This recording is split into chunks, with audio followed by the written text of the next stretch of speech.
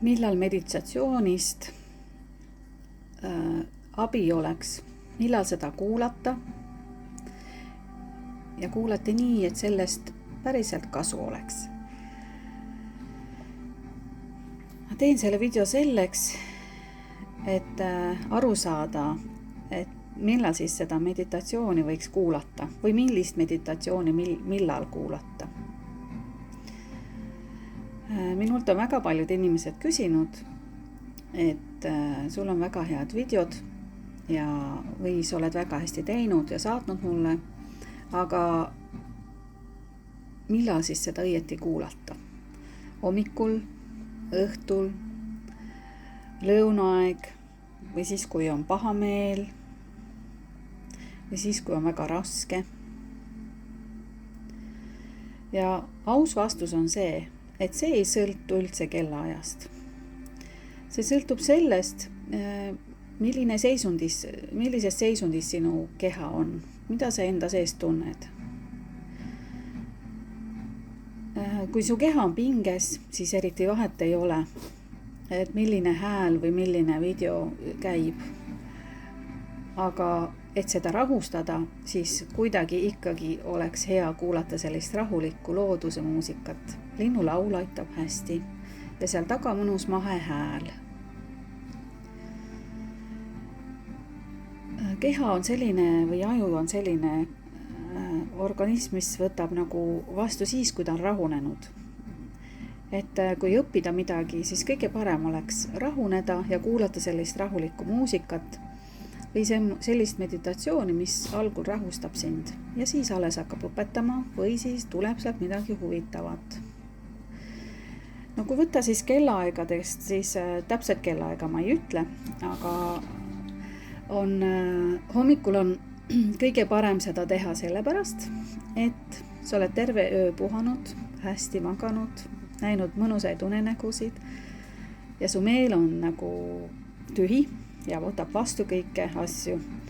Aga ole hea ja kuula meditatsiooni siis hommikul, kui sa ei ole telefonist lahti võtnud uudised, ei ole lugenud meilisid, ei ole avanud sõnumeid, vaid paned kinni äratuskella ja teadlikult lähed kohe meditatsiooni peale. Ehk siis võtad YouTube'i lahti ja võtad meditatsioon. Ja kanalil Milline olen, meditatsioonid on just sinule sobilikud. Ja siis, kui su kehameel on avatud hommikul, sa ei pea mitte midagi parandama. Sa ei pea mitte midagi saavutama. Sa annad lihtsalt hommikuse lihtsa vaikuse ja olemise ja enda härkamise.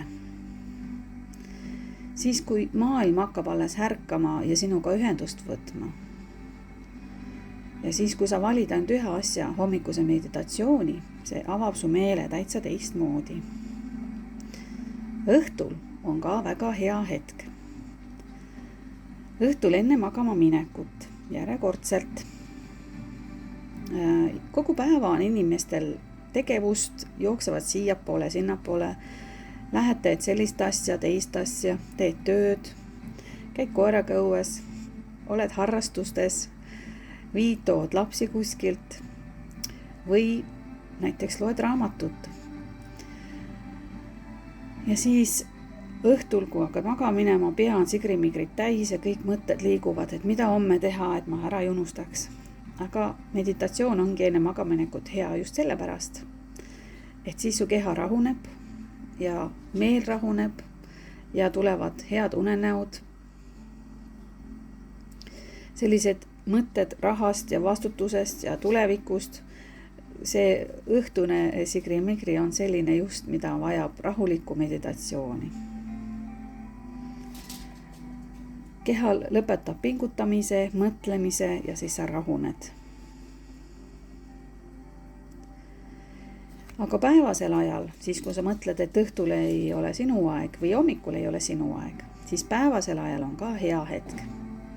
Päevas leidub kindlasti hetkesid, kus sa tunned, et sa vajad sellist rahulikku olemist.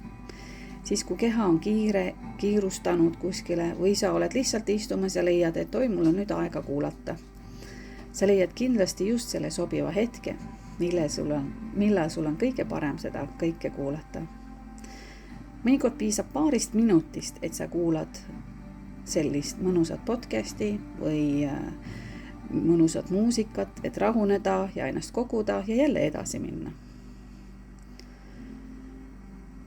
Et sa võid kuulata taustaks, teha samas midagi, meditatsioonimuusika ja hääl on väga tähtis, selline rahulik. See toob sind tagasi turvalisse tundesse, et siin on hea olla. Oluline ei ole see, millal sa kuulad. Oluline on see, et sa valid rahunemise enne pingutamist või siis rahunemise pärast pingutamist, nii nagu sinul on kõige parem. Kui sa oled nüüd kuulanud minu soovitusi, millal kuulata meditatsiooni, siis ma panen selle muusika vaiksemaks. Siis oled teretulnud panema mulle laiki, kui sulle meeldis. Oled teretulnud tellima kanalit, et sul kõik, mis ma teen siin mööda ei läheks, vaid sa saaksid sõnumi, mida on järgmiseks tulemas. Aga saladuskatte all võin öelda, et järgmiseks on tulemas